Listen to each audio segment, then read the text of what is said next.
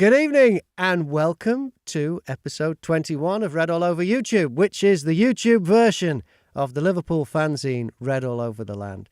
Red All Over the Land is the longest lasting and the only Liverpool fanzine now in its 28th year. The editor is John Pearman. How are you, John?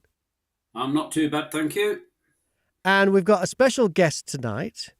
It's Stephen Blackford. How are you? Good evening, Stephen. Yeah, good evening, gents. Thanks very much for inviting me. I'm truly honoured to be on the final 28th year running for the Liverpool Football Club. Just to throw in very early on, I used to collect this fanzine when I was a much younger man. I used to keep them in a box alongside the Liverpool Way, Another Wasted Corner. I don't know if you remember that one. Yeah, and also, obviously, Through the Wind and Rain by Stephen Kelly. And there was another one called Another Vintage Liverpool. To be here with you. Yeah, well, That's John, right. John pointed me your way because John said he'd seen a YouTube video of you, and I've just got a clip from the very beginning of it because the thing, it runs for 12 minutes, but I just thought I'd show you the very beginning of it so you can see how John found you. See if I can get this to play. Everyone, and welcome back to the Blackford Book Club for another volume of my Liverpool Football Club, the Retro Series.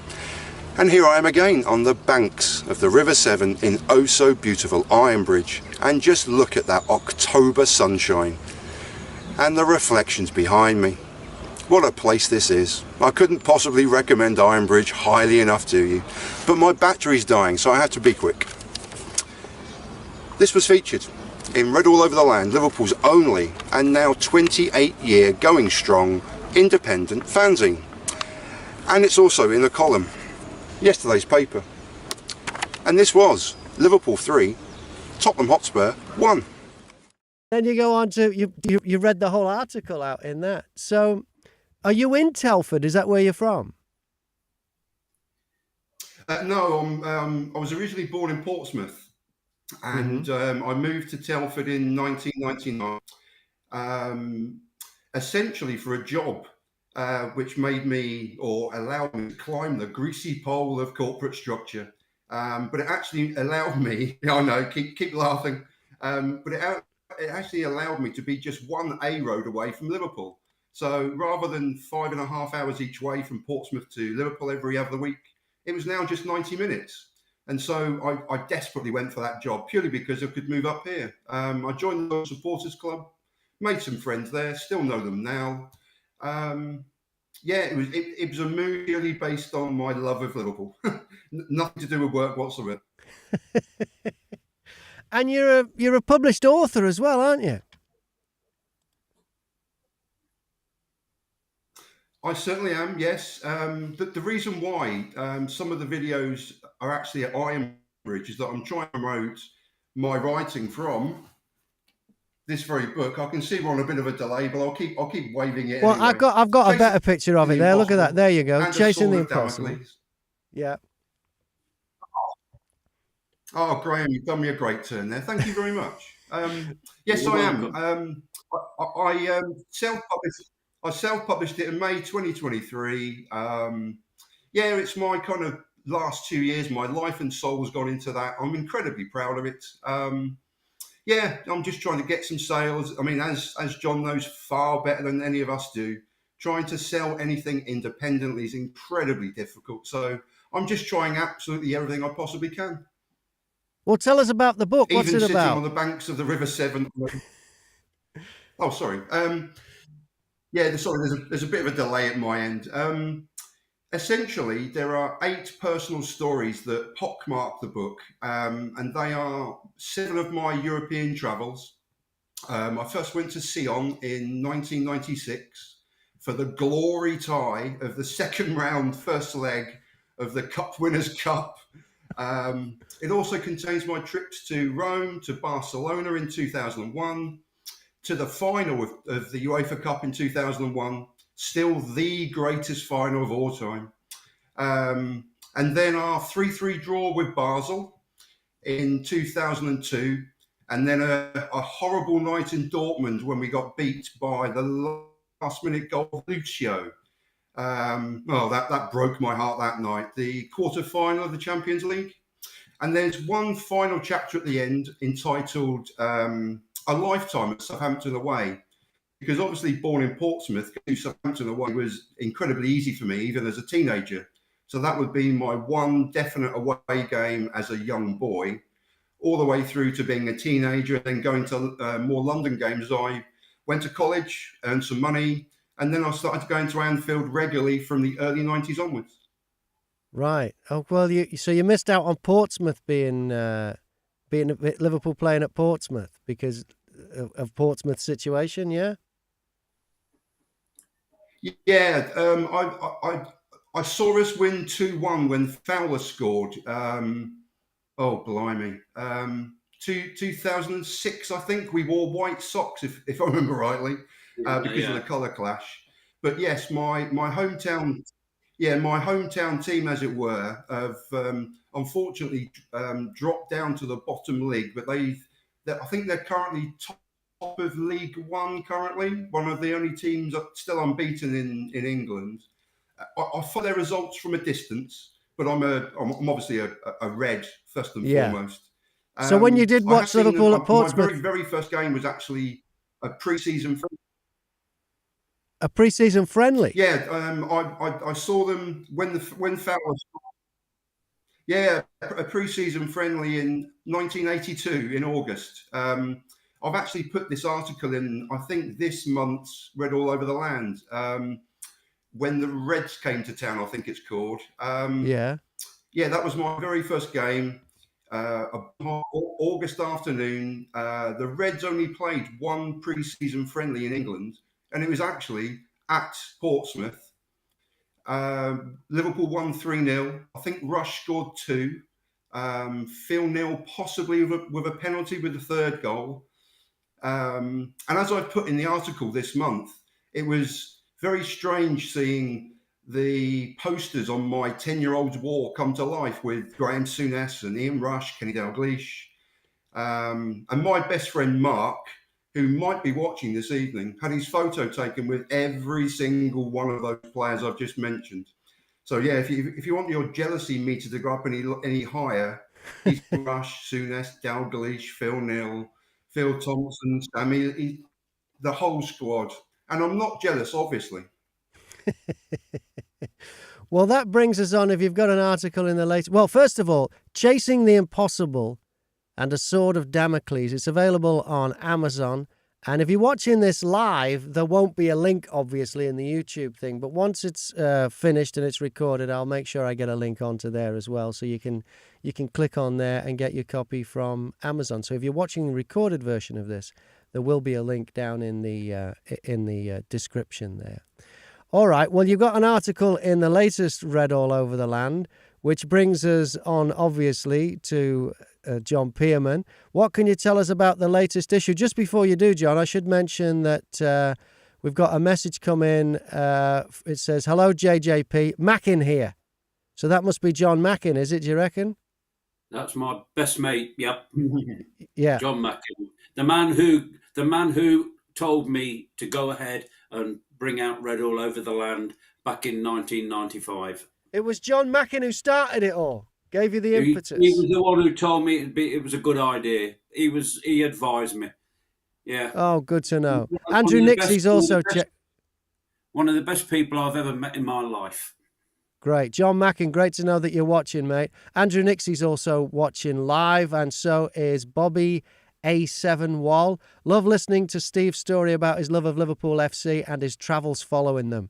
So, Steve, you're getting some love as well. Let's talk about the latest fanzine. This is the cover, John, and it's the remains of football assassinated by VAR. What can you tell us about the latest issue? Well, it contains a little bit about VAR. I think it's possibly about 40 pages. Possibly not that many. But yeah, obviously the fanzine comes out a little bit later than when things actually happen. But we couldn't miss the chance of commenting on the state of football today. And going back to that game at Tottenham Hotspur, to me, that just highlighted the the failures, not just of the system, but the people that control the system, the referees, the VAR team, and the whole show. You know, it's all right, Howard Webb coming out and apologising, which is very nice of him. But it's like saying, "I've just ran over your pet dog. I'm sorry about that," and that's it. You know, the thing is, the points we don't know whether we would have won that game at Tottenham. Let's be fair, and the same with any game where VAR's interfered. But it can't continue, and they are now trying to say we're going to sort it out, and they're making some recommendations. But you know, they're making recommendations now. What, some 6 years into its since its concept? That's far too wrong. It's just not right, and the people in charge of the game in this country should. That's the Referees Association, the Premier League, and sadly to say the television companies should now be sorting this out and saying we can't go on like this. It's ruining football, and that's why I said it's assassinated football. And that wasn't what it was brought in. It was brought in to save it, to give it the kiss of life. But it's not. It basically smothered it, and that shouldn't happen. And the game at Tottenham, to me, it was just farcical. You know, Simon Hooper, the referee, has got off with it. Yet he sent off Curtis Jones for something that I've got to say 5 years ago wouldn't have even been a free kick. Yeah.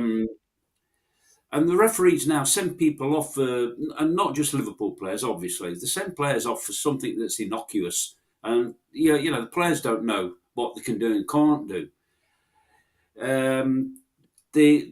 Jota was sent off for, he was booked for not fouling one player. The player tripped over his own feet, and anyone can see that. Yeah. But there's been no outcry from, no apologies from the referees guys. There's been no apologies for that.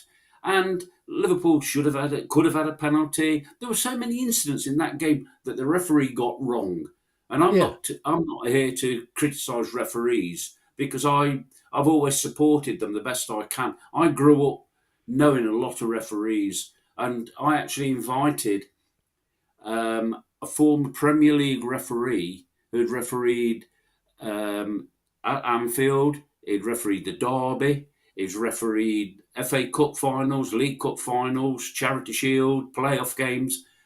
And he's still involved in football, no longer as a referee, obviously, because he's getting on for his late 60s, I think.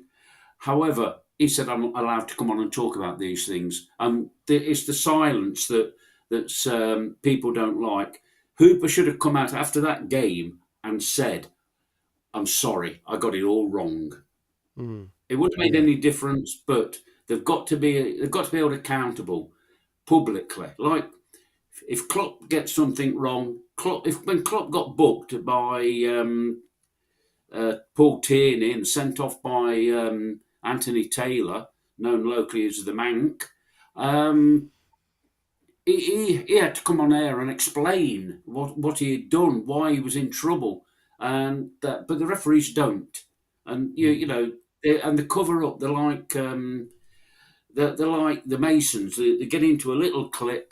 You're not a Mason, are you, Stephen? They get into a clique, and that's it. They say nothing, and that's wrong. That's wrong. Yeah. And what VAR was supposed to take away any doubt on decisions and that, like it has in the games of rugby and cricket and tennis, but it's made it worse. And anybody watching that, no matter who you supported, watching that Tottenham game, at the end of it, you'd have to go, like I said to you, John, that is the most biased refereeing I've ever seen since Germany versus the rest of the world in Escape to Victory. It has to be. I agree. And did they have VAR in Escape to Victory? I don't know, but it could have only made it worse, couldn't it, really, if they had the kind of VAR we've got? Yeah. Yeah, but it shouldn't have. It shouldn't be ruining the game. Stephen, what was that? I was just going to say they would have probably disallowed Pele's overhead kick, wouldn't they? Yeah. VAR would have just said, no, we can't have that. We can't have that. We're going to disallow that goal. Here's the thing, right? I could talk about VAR forever. And I'm sure John and you could as well, Graham. But the thing that struck me with the audio afterwards was that what I heard there was 4 or 5 gentlemen that were acting like children. Now, not only were they all saying, well, we have to stop the game, we can't stop the game. The thing that got me, which I think has been missed, is that they were working in accordance with VAR. What they weren't working in accordance with is the game of bloody football. That's the thing that really got me. Now, they could see that there had been an error on the field. They could see a goal had been scored, and a rightful goal. And yet there was one guy, wasn't there, saying error been made here, and there was all sorts of swear words. But the plain fact is the ball went out of play for 45 seconds, and they couldn't go to the referee and say a goal has been scored, a huge error has occurred, we have to stop the game. They just let the game carry on because in accordance with VAR, they had done their check, they had communicated it to the referee, and everything had been done according to their law. But it goes against the football law. That's the thing that gets me. Yeah. It's killing the game, as John said. And I've called it the death knell of football. It's the death knell of football. It really is. And I could talk about VAR for hours. Sorry. Yeah. And hence the cover of the latest Liverpool fanzine. And that's basically what you're doing there, John. You're showing the very sad end there. Here lies the remains of football assassinated by VAR. You showed that cover to Pete Wiley, didn't you, John? It was on Facebook, and Pete Wiley saw it, and Pete Wiley put his thumbs up.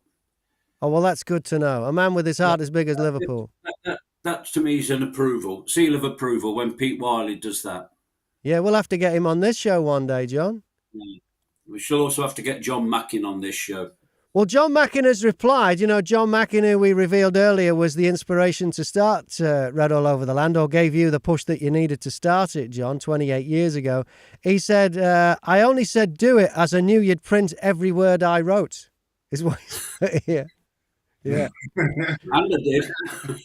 Darren O'Connor has messaged in. He says the problem is Howard Webb looks after his mates. I think that goes along with what you're saying, John, that they are this club, and the whole idea of VAR was to make them above suspicion, but now it's made you even more suspicious that they're looking after their own, and it's not right. Well, if other sports can sort it out with, if tennis and cricket and rugby can work this out instantly as soon as they've had it, we get it last and we can't work it out. Well, my summary of VAR and the people who control it on a Saturday or Sunday or Monday, whichever night it is, if it's not gross incompetence, then it's corruption. And somebody's got to make their mind up, which it is. Yeah. All right. Let's move on then, because we could talk about that all night. You went to you were selling the fanzine at the Women's Derby, John. Yes, it was an opportunity to go and see how the women's game functions as opposed to the men's. And I'll say straight away, what a fantastic feeling there was to see so many families at that game. I'm talking kids of 5, 6. The parents could take them in. It was £1. The parents were £10. And they could take them into the ground. There was no segregation, so you got red and blue together, very much like it was in the olden days. Yeah, the old days. And people were together. It was a family atmosphere, and that's good. I'll say now, Everton deserved to win. They were the better side. And there was 23,000 there. But what surprised me was at 5 minutes before kickoff, you'd have thought there were 55,000 there because the queues to get in the Kop were huge. So I don't know, and I don't know why that was. But anyway, that's not distracting from anything. Interesting to note that on the same day, Arsenal, who got odd thousand when Liverpool played there on the opening day of the women's season. Got another 30 odd thousand at the Emirates for their game on Sunday. And I'd like to think that the club would let the women play at Anfield more often, and that's gives more people the opportunity to go and see them. They play at Tranmere, they get maybe 2,000 to 3,000.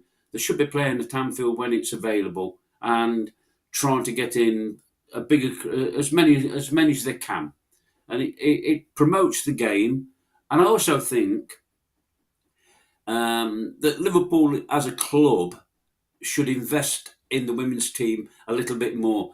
I know they've got them at Melwood now, which is the first move, but they need to invest in the team a little bit more. And yeah, there's money to be made. Let's put it that way. The thing about Sunday was not only was the queues going into the ground, there's hell of a lot of people in the club shop, and that's money that's going in through the commercial side.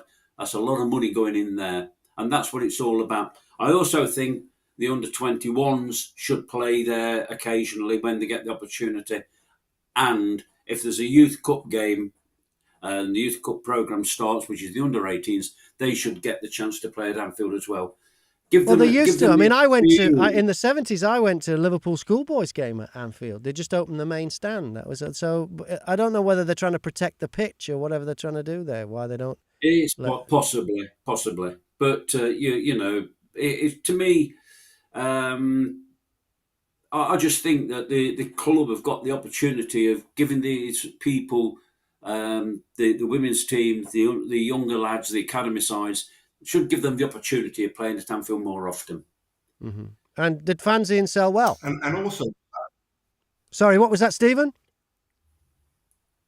So I was just going to add. Sorry, I'm on a bit of a delay, but all I was going to add was that it allows other people to watch games at Anfield as well that wouldn't normally go to a league game. So the more ladies' games that are played, the more under 21s. I mean, I went. We beat City in the FA Youth Cup final. A decade or so ago, and I'm going to Anfield to watch. And I also went to the Etihad for the second leg, and just a magnificent occasion. Both of them were. And it just allows people that can't go to Anfield, even for the Cup games, to go to Anfield and actually achieve their dreams of actually just going to Anfield, Yeah. And watching a great match as well. Not just doing the tour, the stadium tour, then going to a match. Yeah. The other thing was the crowd. I would say the crowd was pretty much local. There was out of that 20 odd thousand, there were many locals, which I think is a privilege that they're now denied. However, that's the club's way, and that's football today. It's not just at Liverpool; it's all over the place. But yeah, the local support was tremendous. Okay, well, it was so good that there'll be something on at Anfield during the international break, which will end soon.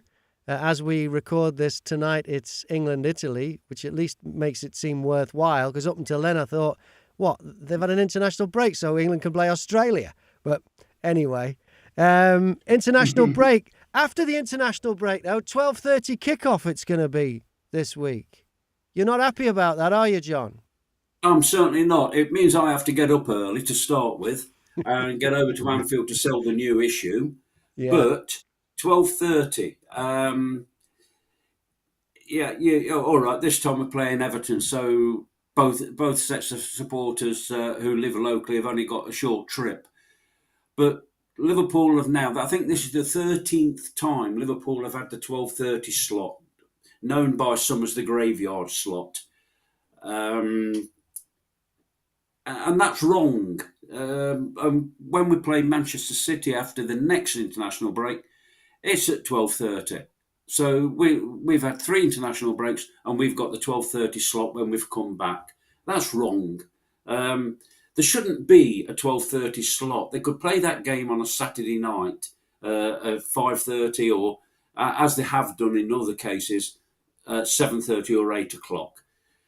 I think the Manchester City game, I read today that the reason for that one starting at 12:30 was because of the fans, the problems that they've had in the past. But it's not going to go away. The problems happen inside the stadium. So, the fans are still going to be inside. So it shouldn't be like that. Not just at Liverpool. I'm talking now any game, any 12:30 kickoff shouldn't happen on a Saturday. After an international. Here's a radical idea. I don't know if it'll catch on. How about playing it at 3 o'clock on a Saturday? Well, that's gone now, hasn't it? You look now. If you get a 3 o'clock kickoff now, you're actually thinking, oh, why isn't our game important enough for the television? But what is it? They say that the reason why you can't have the 3 o'clock on Saturday is because it'll stop people going to what, Swindon or something, or Stevenage Town. Is there any evidence to suggest that is true?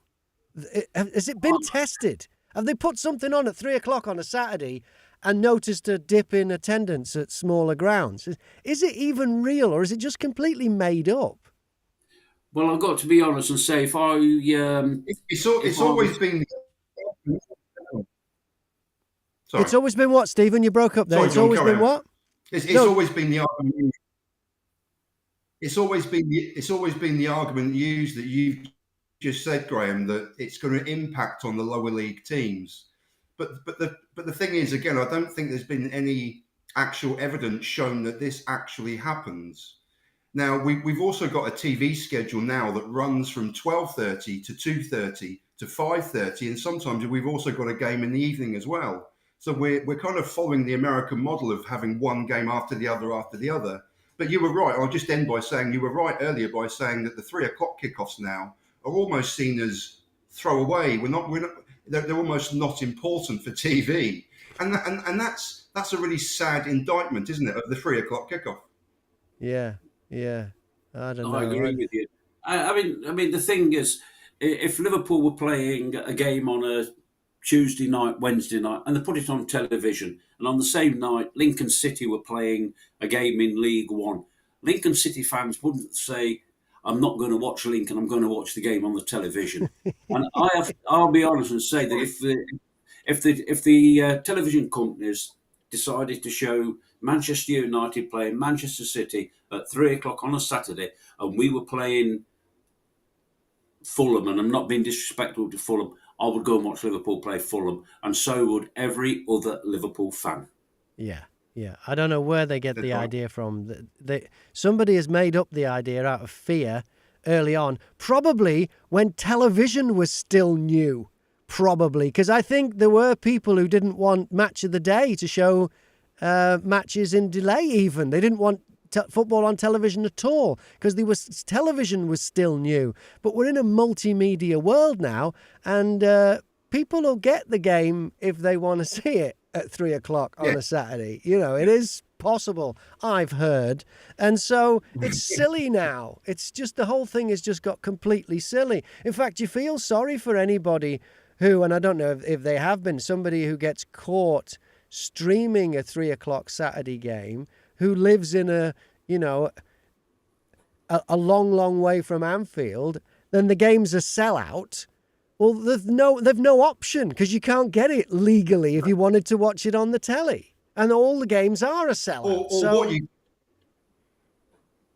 Or what you could do is you could watch Soccer Saturday, and you could watch ex-professionals watching it that you can't watch.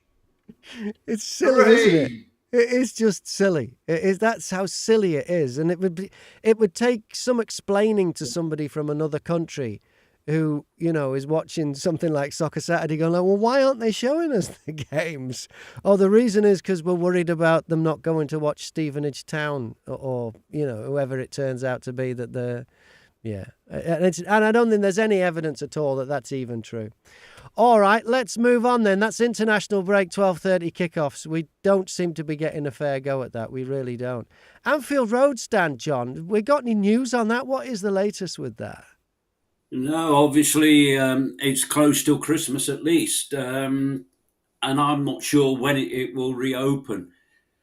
I'm not blaming the club. The club couldn't do anything about it. And they couldn't have seen it coming either. A construction company going broke. It's happened, and it's costing the club a lot of money, millions, because there was all the hospitality packages that were going to be sold, the people that were going to purchase season tickets to sit in the upper Anfield Road and get a good view of the game.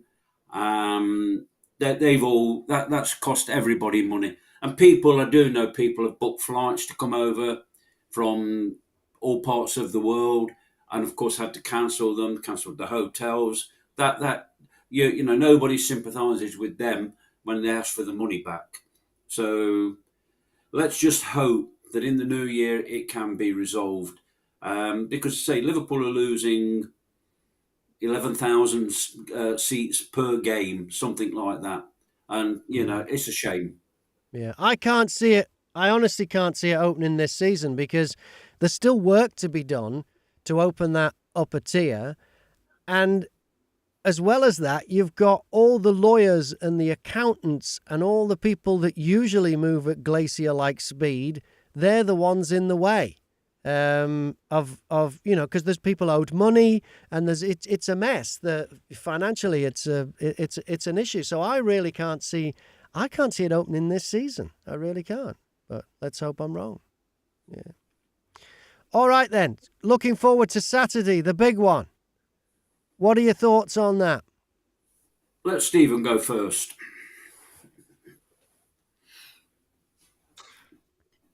I'm hoping for a game to break out on Saturday because I don't know if it's just me, but the last few derbies have been really horrible spectacles. I know derbies are niggly and they're tense and they're tight, but I can't remember probably back to Origi's winning goal when it bounced off the crossbar and made a complete idiot out of Pickford. I can't remember a really good game for a good 5 or 6 years. They've all been just terrible spectacles. So I'm hoping that the number 7 and the number 9 play together, because isn't it wonderful to see a red shirt number 7 and a red shirted number 9 creating chaos again? It's just beautiful. So I'm hoping Núñez starts. I'm hoping Diaz starts. And I think Everton are going to do well to finish 4th from bottom again. For the last 2 seasons, they've been reliant on there being 3 teams worse than them in the league. And they've got lucky for 2 seasons. I think they're going to get lucky again this season. I just hope there's a really good game Saturday. I really do. And I hope Núñez starts and just cause chaos. Yeah, I just love Núñez when he plays. To me, there's something about Núñez that reminds me of Luis Suarez. And he's still relatively young in terms of being a striker on a football field. There's something about him that when he's got the ball, people are waiting for something to happen. All right, he sometimes makes a pig's ear of things, but then the next minute he'll do what he did against West Ham. He'll score one that anybody would have been proud to have scored. Any of the great goal scorers in the history of the club would have been proud to have scored. But that's him. You're waiting for him to do something, and he is special. And I just feel like I think some of the previous derbies, forgetting the COVID one when Everton won, and not because Everton won it, but there was nobody there to see it. They've been pretty. Well, I mean, there was a couple of years ago when Jordan Pickford, if he'd spent any more time on the floor, he'd have gone to sleep. He wasted that much time, and the referee did finally have a word with him. I think it was after about 70 minutes. We need a good performance from our team, because I think since the Tottenham debacle, we've not been at the game. I think there was a bit of a whatever you want to call it. There's something stuck in the brain that things are not going right, and we've got to get that sorted out. The sad thing is coming back from the internationals, when I say half the team I don't know how many players Everton have got missing, but we've got basically everybody, and we've already had Andy Robertson hurt his shoulder, so he's going to be out for a few weeks. It gives the Greek Scouts the opportunity of playing.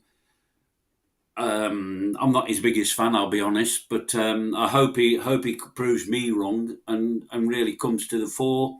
I've heard today that Ben Doak's now injured on duty at Scotland, and Scotland morphed into the New England. Apologies to any Scot. Now that's 2 players who've gone up to Scotland and they've got injured.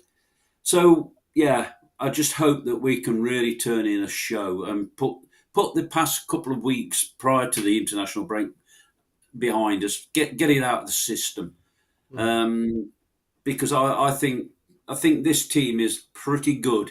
It's not the finished article yet, but it could be a very good side, and we need a good win. And Saturday would be a very good place and time to start it. But I will say one thing: Craig Pawson's the referee. Craig Pawson is the guy who a few years back gave Everton a penalty when I can't remember which Everton player it was that slipped over in the snow. And I think it was Dejan Lovren had actually got in the penalty area at the same time as him, which was a mistake from Lovren, because that gave the referee, Craig Pawson, the opportunity to give the penalty. And I understand that the VAR man is, can't remember his first name, but his second name is Coote.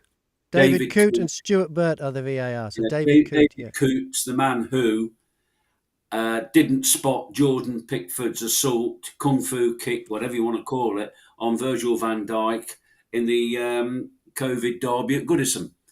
Right. So there you go. Beware. We've been warned. Yeah. Well, let's hope we're not talking about referees and VAR after this one. Goodness me.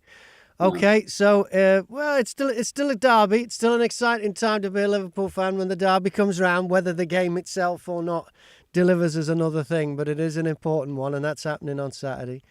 All right then, Kevin Keegan Night, John. This is the Red All Over the Land live event, the latest one after the success of the Phil Thompson one, not that long ago.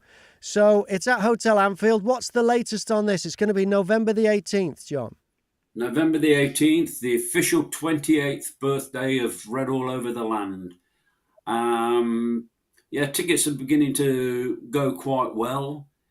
We're nearly approaching 100 that's already gone out of the tickets there. So we're looking forward to a good night with somebody who was obviously a true Liverpool legend.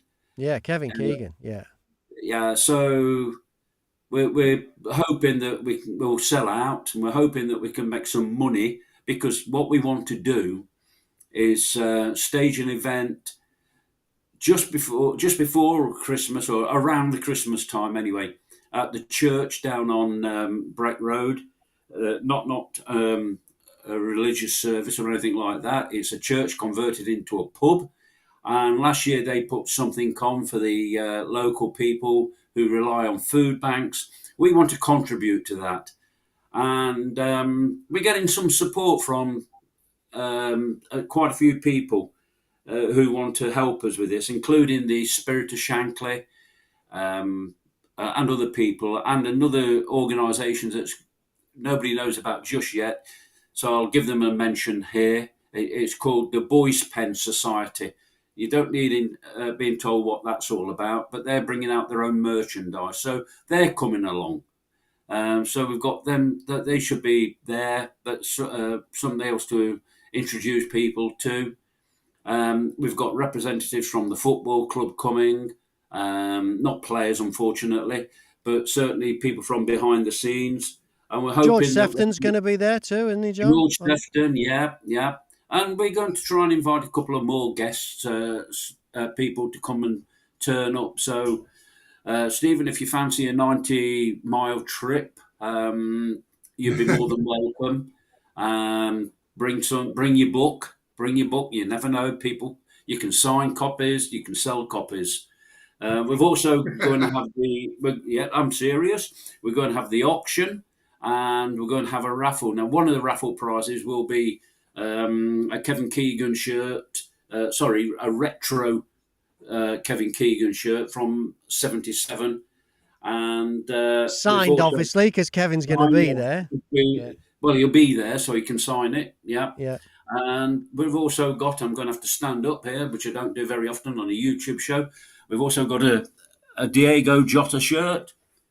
John was telling me that this has been donated by the club themselves, by LFC. Then that's it there, hanging on the door there. Yeah, Oh, wow. Signed by Diego Jota.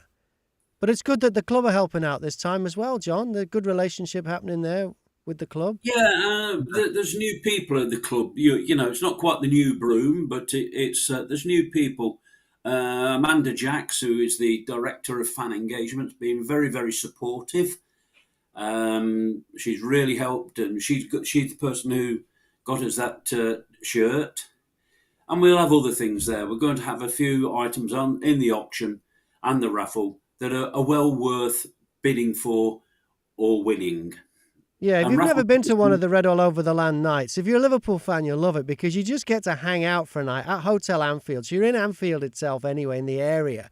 You're going to hang out with other Liverpool fans. You're going to talk football, whatever you want to talk about on your table. Kevin Keegan's going to give his presentation, and there's a lot to talk about from Kevin. You'll be able to ask him questions. There'll be the auction where there'll be some stellar lots. I mean, the auction lots we had at the Phil Thompson night were just out of this world. But even if you buy a raffle ticket, there was a signed Robbie Fowler shirt went in the raffle. Or was it a shirt? What was signed by Robbie? Yeah, It was a signed Robbie Fowler shirt in the raffle. Yeah. You know, so even if you're not one of the big money people that wants to do the big bidding for the auction, just buying a raffle ticket, you never know what you'll get. They are lovely nights, and every time I've been, they've just been great, John. There's been a very, very good vibe there the whole night. You must be pleased with how they've been so far. Well, this will be the third one that I've been to. It was Phil Thompson one was the last one. Yeah. The one before that was John Aldridge and Steve McMahon. But if you can get a ticket for this. We did the one that was in a very small venue, which only an audience of about 20 when we had... oh, of course, yeah, when we had Ian Callaghan. Yes, sorry, we were at that one as well in Southport, yeah. That's the one that gave me the idea, let's do these in a different way. And we're hoping to continue them.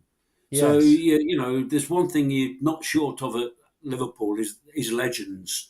Yeah. We've even got people now, when you look at the Liverpool legend side that turn out on these charity matches, there's some names I thought, well, I didn't know he was a legend.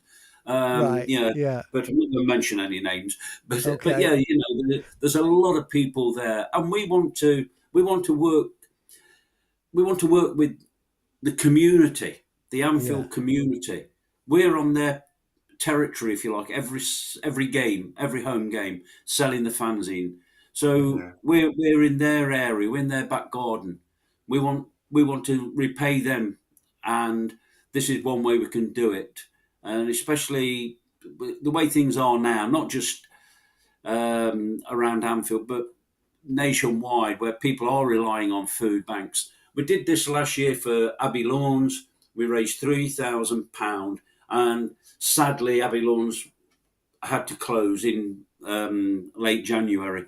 But we gave them a good Christmas, though, John. That was what that money was for, to give the residents a good Christmas. The money helped to relocate a lot of the residents. But we'd got a plan, hadn't we, Graham, to try and raise money to get them a bus. Yes. But sadly that didn't happen. No, but we were going to start moving on that. We're trying to get some people to come along, some guest celebrities, just to join in the fun, and that's the whole idea behind them. And as I say, it's not for Red All Over the Lands. We're not doing anything. We're not interested in anything other than helping the community. And credit to Hotel Anfield, who, along with Danny White, who's helping me sort things out at there. You know, we've got a lot of people working behind the scenes. And if you want to get a ticket to that, I will put a link in the description as well if you're watching the recorded version. But redallovertheland.com, there's links there and everything, redallovertheland.com, to get your tickets for our Kevin Keegan Night, which is going to be the latest live night that we've put together. Get them before they sell out, because we've got about 4 weeks to go, and numbers will be limited, because that marquee, that room, it's not massive, is it, John? No, I think the capacity is around 150, maybe 160. Right, so there's like 50 or 60 tickets left. That's it. But they are selling. You sold a table of 10 the other day, so they are selling in like tens. So don't mess about if you're thinking of going. We're going to have a Spirit of Shankly stall, a recruitment stall, if that's the right word. But we're also hoping as I say, this Boys Pen Society will come along and they will have some of their merchandise. If not, then they should have leaflets. So there's a lot of things going on. And Saturday, November the 18th. It should be a real good night. We've got DJ Klopp. We shouldn't forget him. Who's going to provide some music. I've met him, but he wasn't in his DJ Klopp attire. We went to see a tribute band the other night to the Rolling Stones, and the guy had got false teeth, false hair, and everything else. But you should, he was fine, but to a point. But you should have seen what Keith Richards put certainly a bit of weight on. But I don't know. I don't know how DJ Klopp's going to come around, because I say. So who had the false teeth and the false hair? Because you could be talking about actual Klopp there, couldn't you? Yeah. Well, say if I'm not sure what parts of Jurgen are actually his own at the moment. I'm not going into that either. But it should be a good night. As you know, Graham, we don't just celebrate with Kevin Keegan, but we also involve the people in the audience, let's call it the crowd. We also involve people in the crowd, and we've had some cracking Reds who have been around for a long, long time, and if they're coming along, we like to tell the people that these were the guys that's behind what is now the Liverpool legend as a fan.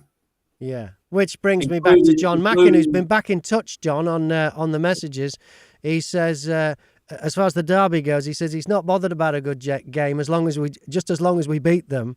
And he's also said, remind John of the night we did with Roger Hunt. Oh yes, yeah. That was at. I'm not sure of the venue. I think it was in town. Yeah.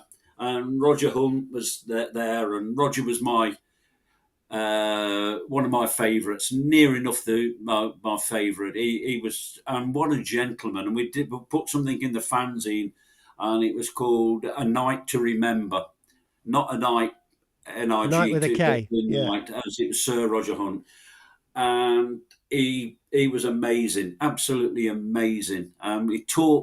He'd come over and talked, and he told some stories that were fantastic.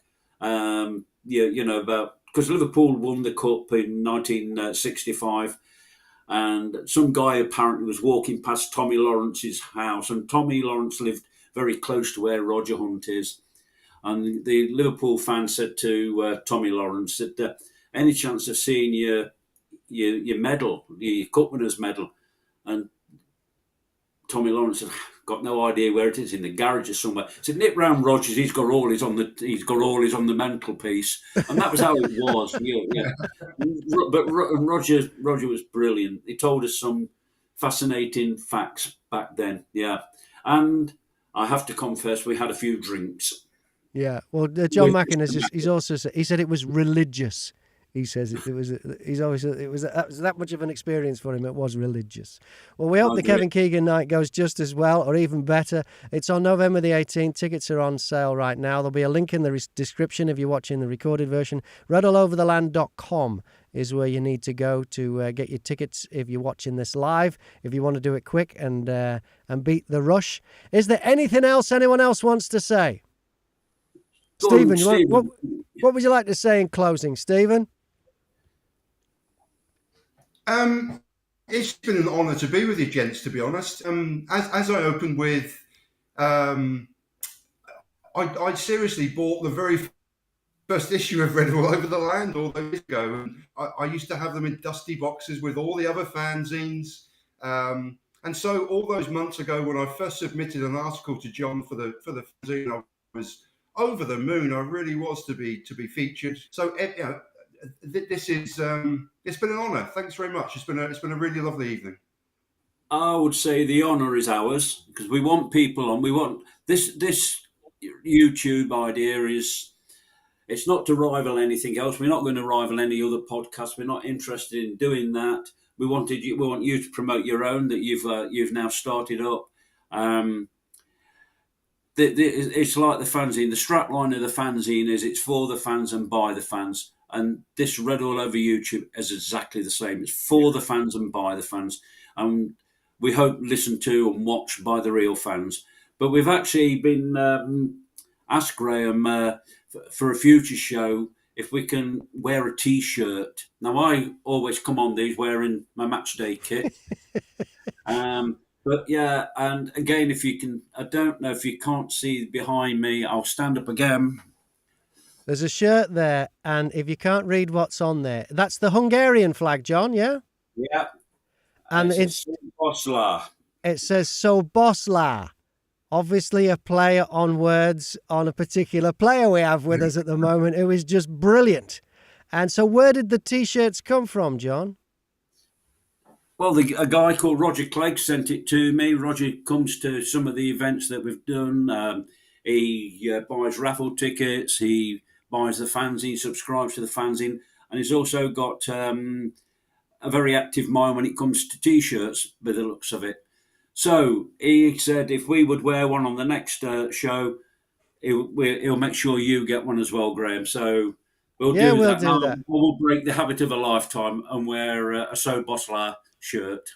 That'll be great. So we'll wear that so he can plug those. Stephen's book is called Chasing the Impossible and a Sword of Damocles. There's a link in the description if you're watching the recorded version of this, so you can get that from Amazon.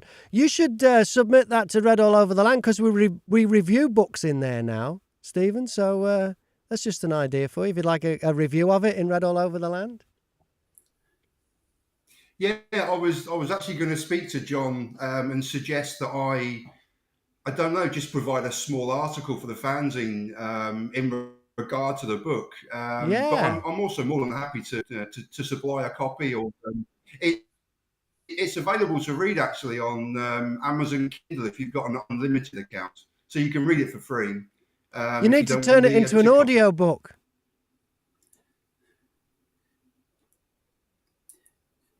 I kind of am, aren't I? Because all of the if you look at my new YouTube channel, which is still getting off the ground, I've as well as the editions that I've read in Ironbridge, I've also read a number here back at the house. And what I've done is I've read selected chapters of the book. So I've started with Brighton Away and just literally read to camera the chapter. So yeah, you're right. It should be an audio book. And I've kind of done it piecemeal so far. The thing is that Graham is an expert on doing audio. Of getting. Graham's an expert. So he was looking for. I was touting for a bit of work, but it looks like you're taking the food out of my mouth, Stephen. Doing your own. Yeah, but no. If you want any help on how, if you'd like to read it out loud, I'll be more than happy.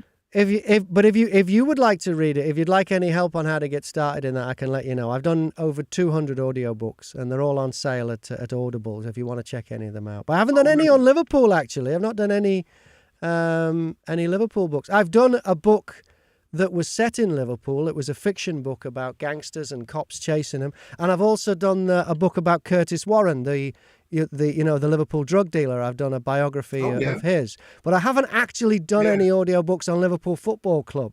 So if anybody actually is watching this and has done books on Liverpool Football Club and would like them turned into an audiobook, let me know. Or if you want to try it yourself, I can tell you how to do it. I'll give you some tips on how to make an audiobook. So, if you want any information on that. I've got a fantastic idea. If you'd like to buy my book, it's called Chasing the Impossible and the Sword of Damocles. And then you can read it completely to your heart's content. That's right. That's the thing. That's the way to do it. All right. So we've got all the plugs out the way. We're doing great. That's it. Stephen, thanks for coming on. It was great to see you. I hope to see you as anyone who's watching this, including you, on November the 18th. John Macken says, good luck with the book. He also says he'll see you all at the Kevin Keegan Night so you can meet him. Becca Music has sent a smiley face, also a nice hi. So thanks for that. Thanks for all your messages. This is the live version. The recorded version goes live as soon as we finish. Thanks once again to everyone. John Pearman, thank you for 28 years of Red All Over the Land, the only surviving Liverpool fanzine and the voice of the fans at Anfield. You can buy it on match days. The latest one will be available at the Derby match. Where else can they get the fanzine, John? It's available online as well, isn't it? Yeah, it's available online. We do actually have the flip page version, which doesn't sell very well. People want the printed version, which I'm quite happy about. It's also on sale at News From Nowhere on Bold Street in Liverpool. I'm sure anybody from Liverpool knows Bold Street. If they don't, they've not been there long enough. And we've got a guy down in Devon, South Devon, who Ian Whitty, as he goes under. He writes in the fanzine. He takes copies now and goes round the pubs when Liverpool games are on in South Devon and sells them. He's also been roadie for Deaf School, and he's a big friend of Ian Prowse from who's made a lot of records that's been pretty good. And we need to get these people to come and join us on this show. Yeah, that'd be great. And don't forget, if you want the printed version, you can subscribe anywhere in the world and you'll post them out, won't you, John? Certainly will, even Manchester, as we said before. Yeah, we even send them there. So it's remote outposts. All right, thanks again, everybody. And so, until next time, remember, you'll never walk alone.